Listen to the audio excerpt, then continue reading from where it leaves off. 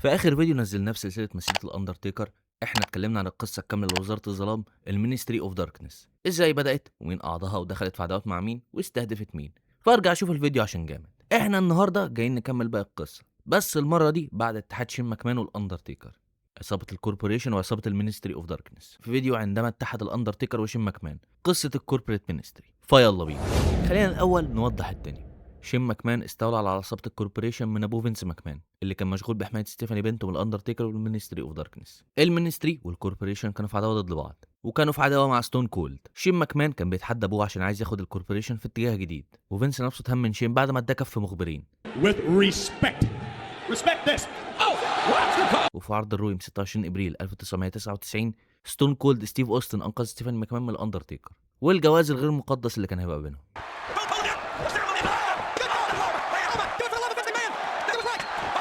وفينس كان مبين شكر وامتنان كبير لعدو اللدود. وبعد عرض الرو ده ب3 ايام يحصل اول عرض سماك داون في التاريخ، اللي عملنا عنه فيديو ارجع شوفه. المهم العرض ده كان عرض تجريبي عشان يشوفوا رد فعل المشاهدين ويجذبوا معلنين محتملين. العرض ده مثير للاهتمام واكيد لازم تتفرج عليه، بس لازم تتفرج عليه اكتر عشان تفهم قصه الكوربريت مينستري، لان الفريق اتكون في الليله دي. العرض بدا بفينس وستيفاني هم طالعين الحلبه، ومعاهم فريق حراسه عشان الامن والامان يعني، وكمان عشان ستيفاني ما تتخطفش تاني في الليله دي. فينس وستيفاني دخلوا الحلبه والجمهور بدا يهتف ضدهم. Hopefully I can change. بس فينس كان مصر يقلب الجمهور هنا. اعترف ان هو عمل اخطاء، بس برضه قال ان هو عايز يتغير. وبعدها قال ان هو في الماضي كان بيعمل حاجات في البيزنس او العمل يعني على حساب عيلته، وهو عايز يقلب الصفحه وعايز يشكر الناس اللي ساعدوه وساعدوا عيلته. فينس شكر كين شامروك، البيك شو، وستون كولد عشان واجهوا المينستري وانقذوا ستيفاني. And most especially, I would like to thank Stone Cold Steve Austin. ستيفاني تاخد المايك وتتكلم على قد ايه هي حست ان تم انتهاكها من الاندرتيكر وان تم تجريدها من كرامتها، والغريبه ان الجمهور شجع وهيص في اللحظه دي. فلو فريق الابداع افتكر ان الجمهور هيتعاطف مع فينس وستيفاني هنا، ففريق الابداع كان غلطان. على العموم شين ماكمان والكوربوريشن طلعوا الحلبه. شين يسال فينس ايه اللي حصل لاشهر سحوت اعمال في العالم، وليه فينس طالع هنا بيشكر ستون كولد ستيف اوستن بعد كل العداء اللي بينهم. شين قال لفينس وستيفاني ان هم يغوروا من الحلبه ويتفادوا اي عداء مع الكوربوريشن. فينس وستيفاني سابوا القاعه.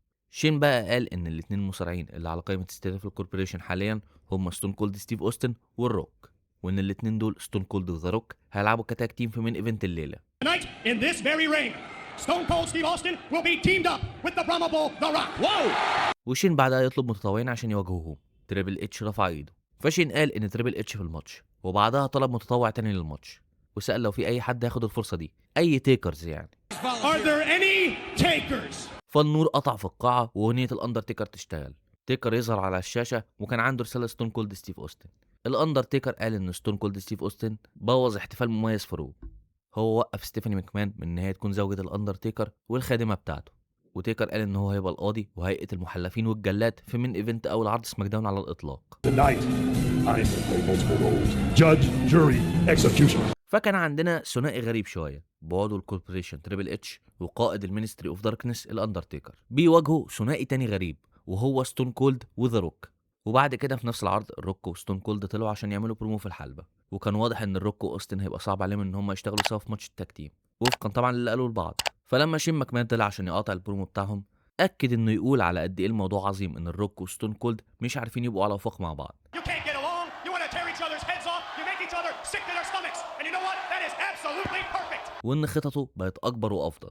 وفي اللحظه دي النور بتاع القاعه يفصل تاني ومزيكا الاندرتيكر تشتغل وامير الظلام يطلع ويقف جنبا لجنب مع شين ماكمان. وشين ماكمان سال ذا روك وستون كولد لو كل ده بدا يوضح ويبقى منطقي. Jimmy standing side by side with Shane. Are you beginning to understand? Are you beginning to feel the power? عشان يتاكد ان ستون كولد والروك فهموا الرساله، باقي اعضاء الكوربوريشن وباقي اعضاء المينستري اوف داركنس طلعوا وقفوا جنبا لجنب مع الاندرتيكر وشين ماكمان. جيم كورنيت على ترابيزه التعليق يقول ان ده اتحاد من الجحيم، وبالفعل شين ماكمان يقدم الكوربريت مينستري. Austin, Rock, let me be the first to introduce you to the corporate ministry. ويقول لستون كولد وذا روك ان هم لازم يعيدوا التفكير في الاستراتيجيه بتاعتهم، فهي دي لحظه ميلاد الكوربريت مينستري. اكبر عصابتين هيل في الشركه في الوقت ده انضموا على بعض. وقبل من ايفنت سماك داون نشوف شين ماكمان وهو بيتكلم مع الكوربريت مينستري ويحفزهم، وكان في احساس ان شين هو القائد هنا، لان الكل كان واقف حواليه وبيسمع له وهو بيتكلم عن انه اللي عمل العصابه دي وان قد ايه الفريق ده هيبقى مسيطر. وماتش التاج تيم ده كنت تحسه من ايفنت عرض شهري. الماتش كان سريع ومسلي وحلو عشان يظبط الطابع العام بتاع عرض سماك داون بعد كده. لان ده مش هيبقى مجرد عرض سنوي كده ملوش لازمه، لا ده عرض هيبقى فيه اكبر اسماء في الشركه كل اسبوع. عامه الحلبه قلبت عركه قرب اللحظات الاخيره في الماتش.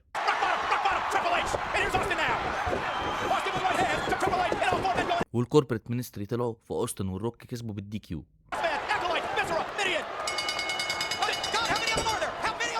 وبعدها تيست البيج شو وكين شامروك يطلعوا عشان يساعدوا اوستن والروك.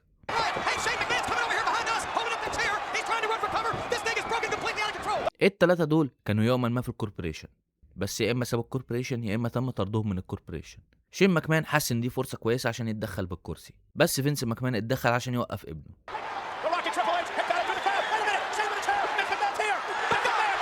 شين يعرف يدي الكرسي للاندرتيكر، فتيكر يبلع فينس ماكمان بالكرسي وشكلها يوجع جدا. بس ده ادى فرصه لستون كولد ان هو يبلع على الاندرتيكر وشين ماكمان جوز ستانرز محترمين، وبعدها العرض يقفل.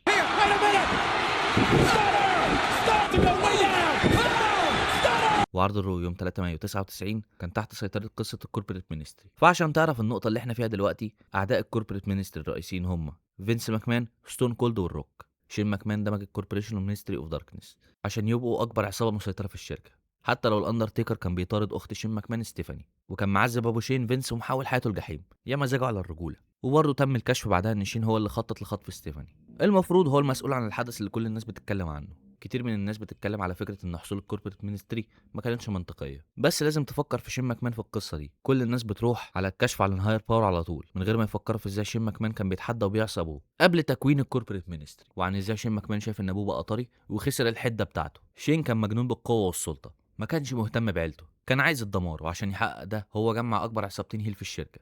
ايوه الكشف عن شخصيه الهاير باور سابت الناس في حيره، بس لما نوصل بقى للحظه دي شين ماكمان يقعد يتفشخر بالفلوس وان عنده الشكل الجامد وهو واقف جنب امير الظلام، كان شكل غريب الصراحه. على العموم تريبل اتش هنا هيخش في عداوه مع ذا روك، اما الاندرتيكر هيبقى في الاغلب في عداوه مع بطل العالم ستون كولد ستيف اوستن. الاندرتيكر ضد ستون كولد اتعمل العرض اوفر ذا ايدج 99، وشين ماكمان هو الحكم المخصوص بتاع الماتش، والاندرتيكر وعد ان هو يكسب الحزام في العرض الشهري، وقال برضه ان ستون كولد هيتم التضحيه بيه للقوه العليا في الليله اللي بعد اوفر ذا ايدج. بس الخطط اتغيرت بسبب حادثه اون هارت في اوفر ذا ايدج. في خلال الفقره الافتتاحيه في عرض الرو ده، لما كان الكوربريت مينستري في الحلبه بيعملوا بروموهات على فينس، الروك وستون كولد، 4 رجاله كانوا في الكوربريشن طلعوا عند الستيج وعملوا عصابه هم كمان، وهم ميك فولي، تيست، كين شامروك والبيج شو. كين شامروك اللي عملنا فيديو عن مسيرته في الشركه، ارجع بص عليه. المهم الرجاله دي عملوا عصابه اليونين. ميك فولي عرف العصابه ان هم اعضاء سابقين في الكوربريشن وعايزين ينتقموا. اليونين قرروا يروحوا الحلبه عشان يدبوا في الكوربريت مينستري. والهجوم ده هيشكل الباقي من عرض الرو، لان اعضاء الكوربريت مينستري هيلعبوا في ماتشات ضد اعضاء عصابه اليونين في خلال الليله دي. فينس ماكمان وصل القاعه وبعت بنته ومراته للفندق. فينس وعد ان هو يخلي شين يحترمه تاني بانه ياكلوا علقه، وما كانش عايز باقي اعضاء العيله يشوفوا اللي هيحصل ده. والعمليه ما بداتش بشكل كويس عشان شفنا فينس ماكمان بياكل علقه من تريبل اتش والاندرتيكر في اللوكر روم بتاعته. بس ماتش شين ضد فينس حصل كده كده، وكان باين ان شين هيكسب بسبب ان فينس اتدمر قبل الماتش، بس فينس عرف يعمل ستون كولد ستانر ويكسب الماتش. والجمهور في القاعه ادى رد الفعل اللي الفريق الابداع كان عايزه. الجمهور اتفاعل بشكل كبير مع الستانر، وكان شكل الجمهور بدا يقبل فينس ان هو الاقل شرا هنا.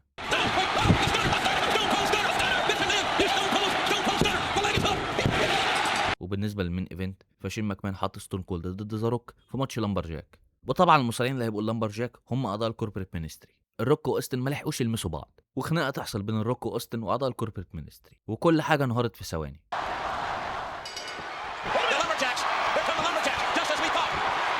فينس ماكمان طلع ومش بس جمع عصابه اليونين، ده جاب باقي اعضاء الروستر.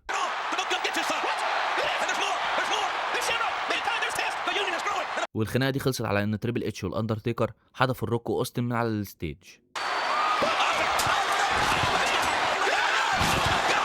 القصه هتكمل بمنتهى القوه في عرض الرو الاسبوع اللي بعده، عرض الرو يوم 10 مايو 99. شفنا فينس بيقود عصابه اليونين وبيخش بيهم القاعه برضه، ومعاهم برضه فرقه مكافحه شغب. وبعدها على طول شفنا الكوربريت مينستري بيوصلوا القاعه، وفينس ومعاه اليونين والفرقه دي طلعوا الحلبه، وفينس طلب من شين ان هو يطلع له. شين والمينستري طلعوا قبل ما العصابتين يدبوا في بعض. الكوميشنر المفوض يعني شون مايكلز ظهر على الشاشه. شون مايكلز يقول ان البوكينج بتاع شين ماكمان للماتشات الاسبوع اللي فات كان تمام شغال، بس اتش بي كي ممكن يقدم احسن. شون مايكلز بص على الكارد بتاع ماتشات في اوفر ذا ايدج ولاحظ ان شين ماكمان هو الحكم لماتش تيكر ضد ستون كولد على الحزام، فقرر ان هو يضيف فينس ماكمان كحكم تاني في الماتش، وعمل تغييرات لكارد عرض الرو برضه. هو عمل ماتش بين فاروق وبرادشو بس باللامبر جاك، وهم اعضاء اليونين.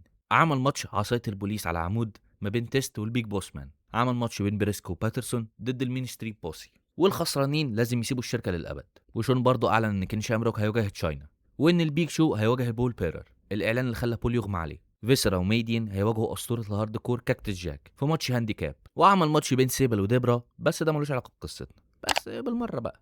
المهم يعني ان المين ايفنت هيبقى 6 مان تاج: الاندرتيكر، تريبل اتش، وشين ماكمان ضد ذا روك، ستون كولد ستيف اوستن، وفينس ماكمان. شايف المين ايفنت يا ابني؟ شايف الماتشات. With The Undertaker, Triple H, and Shane McMahon in one corner. What? Versus The Rock, Stone Cold Steve Austin, and that old boss of mine himself, Vince McMahon. وشون مايكلز قال ان المين ايفنت ده محتاج حكم مخصوص، ولمح ان الحكم ده لازم يبقى شو ستوبر وايقونه. And there can only be one guy that can referee this match. A headliner match, a main event match, a showstopper match. شين لقط الكلام وقال ان شون بعيد في سان انطونيو، فاكيد مش هو. وده اللي خلى شون يطلب من فريق مكافحه الشغب ان هم يخلعوا الخوذ بتاعتهم. بات باترسون وجيري بريسكو قلعوا الخوذ، فشون طلب من التالت يكشف عن نفسه، وطلع هو شون مايكلز بشحمه ولحمه. واتش بي كي هيبقى حكم المين ايفنت. اول ماتش كان بول ضد البيج شو، بس الماتش ده ما طولش. Ain't that enough? Oh no! It looks like a beast whale! Oh, look out! Oh! البيج شو طلب من الاندرتيكر يطلع له بعد ما خلص على بول، والاندرتيكر جاب معاه الدعم. Well, here come the troops. Here come the corporate ministry. Well, he invited them. Corporate ministry now with a gang attack. وده اللي خلى اليونين يطلعوا عشان يساعدوا البيج شو. Here comes the union. 2x4s in hand. Get away! The corporate ministry wants none of that. And who can blame them? البوس مان كسب تيست في ماتشهم. And boss man with his nightstick now. Oh, right in the head. The boss man caught Test right in the temple with the end of that nightstick. And the boss. وكاكتس جاك كسب ماتش الهانديكاب بتاعه ضد فيسرا وميديان. Yes. Test delivered a tear off the apron. And yes, he did it. والاكولايتس قالوا ان هم مش هيمسكوا في بعض، وفاروق قال ان كده كده كل الناس عارفه مين اللي هيكسب من الاثنين اصلا، وده اللي ضايق برادشو، فالاثنين يدبوا في بعض، فماتش اللامبر جاك يبدا. Two big tough son of a guns. Well, they both had the same idea. It was going to be the first shot in. And Farouk. بس بعدها ميديان، فيسرا والبوس مان طلعوا عشان يوقفوا الماتش. Wait a minute. Farouk is Henry Viscera. And Bradshaw. Nail Midian. Wait a minute. You guys are on the same side. الماتش خلص على كل الناس هربت ما عدا فيسرا اللي فضل وخد علقه من اليونين. Rock Test of mankind. Beat in the ring. With 2x4s. Trap Brett. Oh, downstairs. والمينستري بوسي واجهوا باترسون وبريسكو، وبريسكو جاب المكسب لفريقه بالفيجر فور ليج لوك. Let's go the figure four. Patterson the Boston Crab.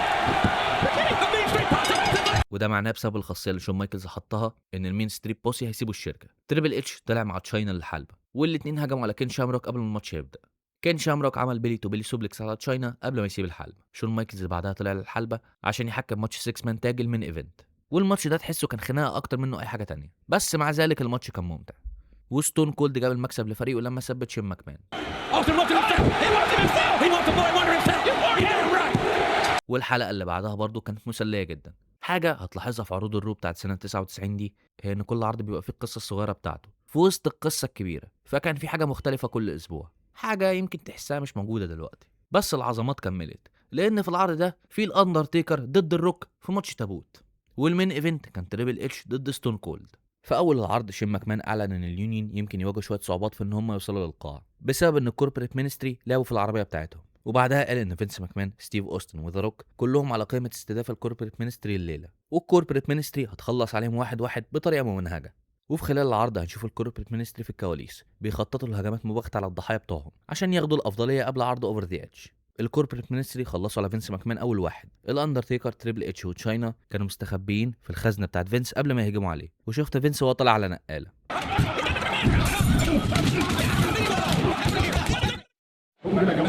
وبعدها نشوف الكوربريت مينستري في الكواليس، ونقدر نسمع الاندرتيكر بيقول ان هو هيتصرف مع ستون كولد. وبعدها اوستن يطلع عشان يعمل برومو، بس تم مقاطعته من الكوربريت مينستري. ولما كانت العصابه على وشك ان هي تهاجمه، عصابه اليونيون ظهروا والرجاله نزلت ضب في بعض. Oh, go get him, boys. Oh, here come on. Stay behind you. Let's kick Shamrock. They're gonna dismantle. Oh, no, we gotta kick Shamrock. ستون كولد شد بول ورماه جوه الحلبه، وعشان يبعت رساله للاندرتيكر بول بلع ستون كولد استنار. Oh, wait a minute. Wait a minute. وماتش التابوت بتاع الاندرتيكر ضد الروك كان اللي جاي. الماتش ده ما كانش تنافسي قوي وكان قصير، بس ادانا البيبلز البو العظيم ده اللي بيتعاد كتير. People's elbow. Here it goes.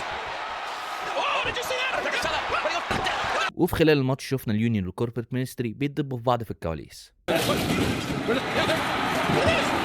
union and the corporate ministry. Yeah, we're still going at it. تريبل اتش، شين ماكمان، وتشاينا طلعوا الحلبة عشان يدوا الاندرتيكر الافضليه. تريبل اتش رزع ذا روك بالشاكوش بتاعه في دراع ذا روك اللي كان مكسور في القصه. تريبل اتش يحط الروك في التابوت والاندرتيكر يكسب الماتش.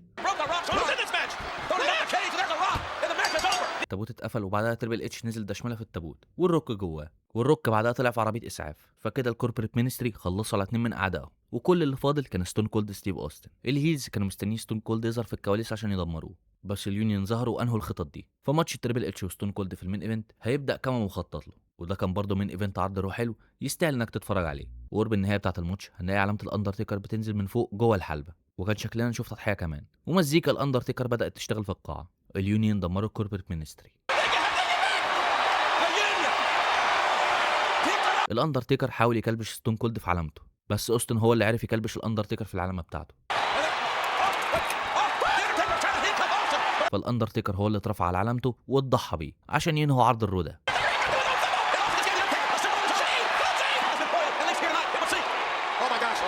وبالنسبه بقى لاوفر ذا ايدج، فحادثه اون هارت المأساويه غطت على اي حاجه حصلت في العرض ده، وده طبيعي.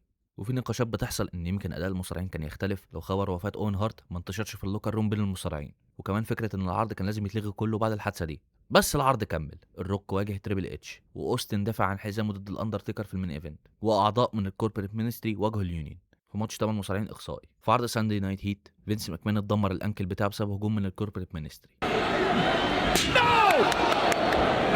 فكان في احتمال ان هو ما يقدرش يحكم ماتش المين ايفنت على الحزام مع شين ماكمان، بس هنتكلم اكتر على الحوار ده بعدين. في ماتش الايت مان تاج شفنا فيسرا، الاكلايتس والبيج بوس مان يواجهوا كين شامروك، البيج شو، تيست ومان كايند.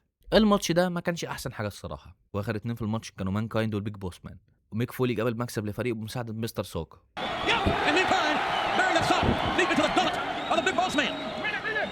الروك اتهاجم عليه من تريبل اتش وتشاينا قبل ماتشهم، وقصه ماتش ذا روك ضد تريبل اتش هنا كانت عن دراع الروك المكسور المكشوف. الماتش ده ما كانش سيء بالرغم ان ليهم ماتشات افضل، بس اكيد كانت حاجه صعبه انك تتفرج عليها في وقتها بسبب وفاه اوين هارت. من بالك بقى بالمصارعين اللي طلب منهم ان هو يطلعوا يأدوا في الليله دي. الروك كسب بالدي كيو، تريبل اتش ضرب الحكم ايرل هيبنر، كده الروك كسب والاتنين كملوا الدب في بعض بعد الماتش. ميك فولي طلع عشان يساعد الروك لما تريبل اتش وتشاينا كان عندهم الافضليه العدديه، فقشطه شغال. بس خلينا نروح للمين ايفنت، ستون كولد ضد الاندرتيكر، وشين ماكمان هو الحكم المخصوص للماتش، والمفروض الحكم التاني فينس ماكمان بقى بره المعادله بدري في الليله دي. شين ماكمان خرج للحلبه الاول، والحاجه المفاجاه للكل هي ان في حكم تاني فعلا، بس هو بات باترسون، فكان باين ان هو هيحكم ماتش بجانب شين ماكمان. والعمليه بدات بشكل غريب لما الاندرتيكر عمل شوك سلام لبات باترسون قبل ما حتى ستيف اوستن يطلع الحلبه.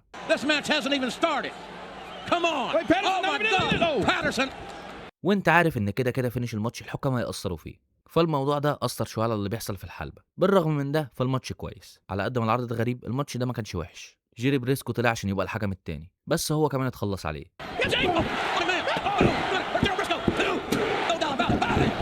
فينس ماكمان رجع بعد ما اتدمر، بس شين وقفهم ان هو يعد على الاندرتيكر.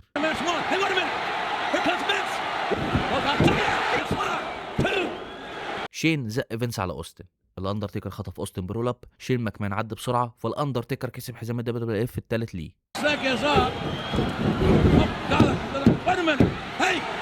لما ترجع تبص على اللي حصل هنا هتحس بحاجه غريبه. فوز الاندرتيكر باي حزام في الشركه هو حدث كبير جدا، بس هنا ما تسمعش اي تفاعل من الجمهور. عرض اوفر ذا ايدج 99 ما كانش ينفع يكمل بعد حادثه اوين هارت، ولو عايز اثبات اتفرج على رد الفعل هنا بعد المين ايفنت. عرض الرو الاسبوع اللي بعده اتغير بالكامل عشان يبقى عرض تكريم الاوين هارت، بس في عرض الرو يوم 31 مايو 1999 الدنيا كملت عادي.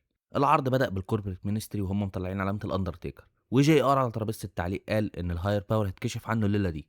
الهاير باور اللي الاندرتيكر كان بيتكلم عنه لمده شهور. الاندرتيكر اكد في الحلبه ان القوه العليا هتظهر في عرض الرو الليله دي. فينس ماكمان طلع وقال ان الاندرتيكر غدر بستون كولد، كسبه بالغش يعني، ففينس هيرد الاندرتيكر اللي عمله ده الليله دي. You see, Undertaker, you didn't defeat Stone Cold for the WWF title. No. Undertaker, you screwed Austin. So therefore, tonight, I'm gonna screw you. فينس قال ان الاندرتيكر هيدافع عن حزامه ضد ستون كولد ستيف اوستن في مين ايفنت الليله. شين قال ان الحزام مش هيدافع عنه، بس الماتش هيحصل اللي هو تيكر ضد اوستن. فينس برضه اعلن ان هو بنفسه هيواجه الاندرتيكر، وبسبب ان فينس اظهر شجاعه وجراءه كبيره، فشين قال ان لو فينس كسب الماتش الاندرتيكر هيدافع عن حزامه ضد ستون كولد ستيف اوستن بعد كده في الليله، بس لو اي عضو من اليونيون اتدخل ستون كولد مش هيحصل على اي فرصه على الحزام تاني. ماتش الاندرتيكر وفينس ماكمان حصل في نص الرو، والجمهور كله كان في ظهر فينس.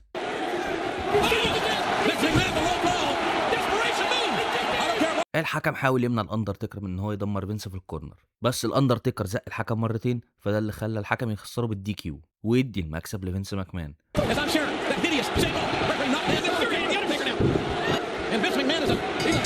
وده معناه ان المين ايفنت هيبقى ماتش الحزمه WWE اوستن ضد الاندرتيكر. وقبل الماتش شفنا الاندرتيكر في الكواليس بيقول ان هو مش هيحس بقوته العظمى. ودلوقتي جه وقت المين ايفنت، والجمهور هنا كان عامل الفرق لما تقارنوا بعرض اوفر ذا ايدج 99. جزء كبير من الماتش ما حصلش جوه الحلبه، الاتنين دبوا في بعض اغلب الوقت بره الحلبه، ولما اتدبوا في بعض داخل جوه الحلبه ستون كولد بلعوا ستانر، بس بول شد الحكم بره الحلبه.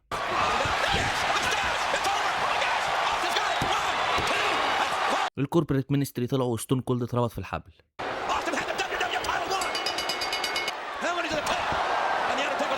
فجه وقت ان القوه العليا تظهر، فهو او هي يطلعوا. جيم روس وجي لولر اتوقعوا ان شين ماكمان، وده كمان لان هو ما كانش في الحلبه، فكان تخمين كويس جدا. بس احنا ما نعرفش مين هو. الشخص الوحيد اللي يعرف هو ستون كولد ستيف اوستن.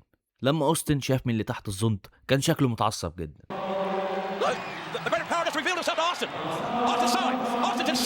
فخلينا نروح لعرض الرو يوم 7 يونيو 99. جه الوقت عشان نعرف مين هو الهاير باور.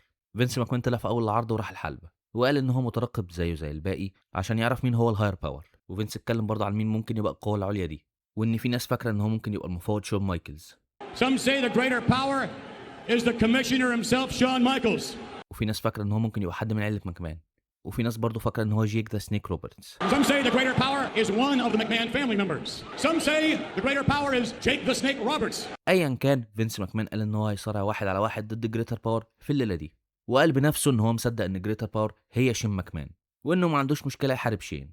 الكوربريت مينستري طلعوا للفقره اللي بعدها، وشين ماكمان كان غايب في الدخله، وتيكر اتكلم على انه بقاله شهور بيتكلم مع الهاير باور، وان ازاي الكوربريت مينستري مهدت وظبطت الدنيا لقدومه. فجه وقت ان الهاير باور يكشف عن نفسه للعالم، شخص اكتر شرا من الاندرتيكر نفسه، واحد عنده قوه اكبر من الكوربريت مينستري. ودلوقتي جه الوقت ان شهور وشهور من البناء عشان يوفوا بعضهم. لما جريتر باور كان في الحلبه شين ماكمان طلع، فكل اللي كان مراهن على انه شين كان غلطان. شين ماكمان طلع الحلبه وقال ان جريتر باور هو سيد التفكير والتخطيط، وعارف ايه اللي بيحفزنا كلنا، ويعرف ازاي يستغل الناس لمصلحه الكوربريت مينستري. فجه الوقت للكشف عن هويه الهاير باور. فينس ماكمان ظهر على الشاشه وقال ان اللعبه انتهت، وان جه الوقت عشان الهاير باور ينجز ويكشف عن وشه، وبعدها بالفعل يكشف نفسه، ويطلع فينس ماكمان بذات نفسه اللي يقول لستيف اوستن ان هو كان الهاير باور طول الوقت ده. ورد فعل جي ار ملوش حل. It's me, Austin! Oh, son of a bitch! فينس ماكمان كان هو الهاير باور كل الشهور دي. كل ده كان خدعه. فينس ماكمان كان عايز يعلم ستون كولد درس، وكان عايز ياخد منه الحزام. وفينس ماكمان كان عايز يثبت ان مفيش حاجه ممكن ما يعملهاش عشان يحول حياه ستون كولد الجحيم. ستيفاني وليندا ماكمان طلعوا.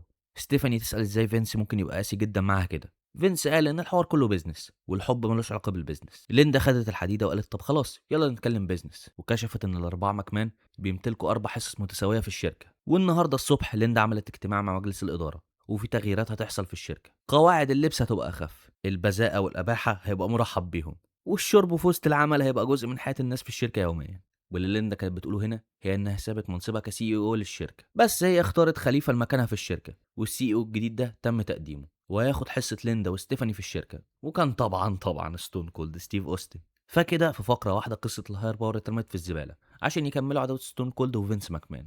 الاندرتيكر اتكلم على الهاير باور ده لمده شهور، حتى لما ما كانش الموضوع ليه علاقه باوستن. الاندرتيكر قال ان دي اقل لحظه في عصر الشر بتاعه ده، وقال ان حوار الهاير باور ده اقل من اهميته شر شخصيته، واظن كلنا نقدر نتفق معاه.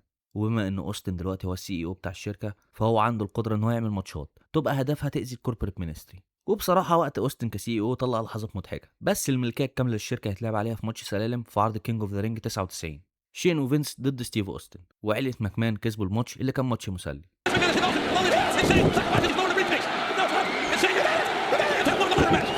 وروك اتحدى الاندرتيكر على الحزام هنا، والاندرتيكر ساب كينج اوف ذا رينج وهو لسه البطل.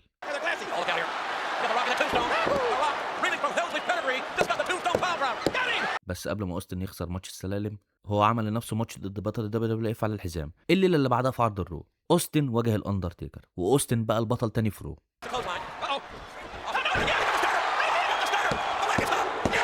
وبعد الماتش الاندرتيكر ضرب اوستن بالحزام وخلاه يجيب دم، وده اللي ادى الماتش فيرست بلاد بين الاندرتيكر واوستن في فولي لودد 99. ولو اوستن خسر مش هيلعب على حزام الدبليو اف تاني، ولو اوستن كسب اوستن مش هيشوف فينس تاني في الشركه. اوستن كسب الماتش.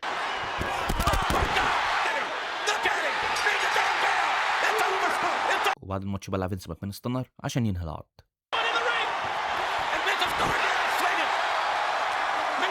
تريبل اتش بقى هو النمبر 1 كونتندر في الوقت ده، وكان جه الوقت ان هو يظهر ويتألق. وتطور تريبل اتش ان هو يبقى ذا جيم بدأ. والليله اللي بعد فولي لودد الاندرتيكر بدأ الانهولي الاينس بتاعه مع البيج شو، او التحالف الغير مقدس، بعد ما البيج شو ساعد الاندرتيكر اللي كان بيتهاجم عليه من كين. I think we're fixing to find out. So is Kane. Yes, and a big show. Going back for Kane. Then Kane retaliates. Kane's trying to follow up. وبعد كده في نفس الليله البيج شو وتيكر على ان هم هيسيطروا على الشركه، فده ساب الكل محتار إيه اللي هيحصل في الكوربريت مينستري. تريبل اتش بقى عنده اسلوب جديد وبقى بيجري ورا حزام العالم الاول ليه، فتركيزه بقى على المين ايفنت، مش ان هو يبقى جزء من فريق. فينس ماكمان كان لازم يسيب الشركه بسبب خاصيه ماتش الاندرتيكر واوستن في فولي لودد، فده كده يعتبر نهايه الكوربريت مينستري. تريبل اتش كان المفروض يكسب الحزام في سمر سلام 1999، بس ستون كولد ما كانش مرتاح في ان هو يخسر الحزام ليه، فميك فولي اتضاف للماتش. ميك فولي كسب الحزام في سمر سلام، والليله اللي بعدها تريبل اتش كسبه عشان يبدا اول فتره ليه بحزام العالم. الاندرتيكر والبيج شو عملوا التحالف بتاعهم اللي هنتكلم عنه في فيديو مخصوص. وفي عرض الرو يوم 12 اغسطس 99 شين ماكمان يعتبر فض الكوربريت مينستري، ويعتبر برضه اتحالف مع تريبل اتش وتشاينا بس. الاكولايتس هيكملوا كتاك تيم، وباقي الاعضاء اللي انفصلوا كل واحد راح في اتجاه. ودي كده قصه الكوربريت مينستري. القصه دي كله فاكرها دلوقتي بسبب حوار ان فينس ماكمان هو الهاير باور. دي مش مفاجاه، واظن في ناس كتير محبطه لحد ما ان فينس ماكمان كان هو العقل المدبر وراء الحوار ده كله. بسبب الحوار ده كانك عدت من الاول.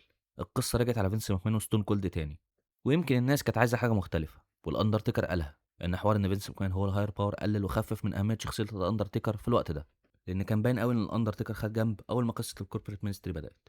ودي مش حاجه حلوه. القصه الاساسيه بتاعت المينستري اوف داركنس اتنفذت بشكل كويس جدا، بس تقدر تقول ان الكوربريت مينستري ضرت قصه المينستري اوف داركنس في المجمل. بس برضه ادتنا حلقات رو ممتعه وشويه مين ايفنتس مع بانجوم، والارقام كانت كويسه لان رو كانت مكمله في دشمله نايترو كل اسبوع.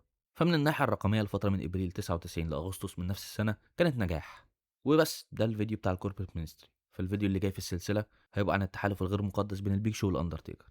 فبس انا عايز اعرف رايك في الكوربريت مينستري وفينس لما كشف عن نفسه، ورايك في المينستري اوف داركنس ككل. وما تنساش لو عجبك الكلام ادي لايك ودي سبسكرايب وسيب رايك اذا غير المحتوى ورايك في الفيديو. والسلام عليكم.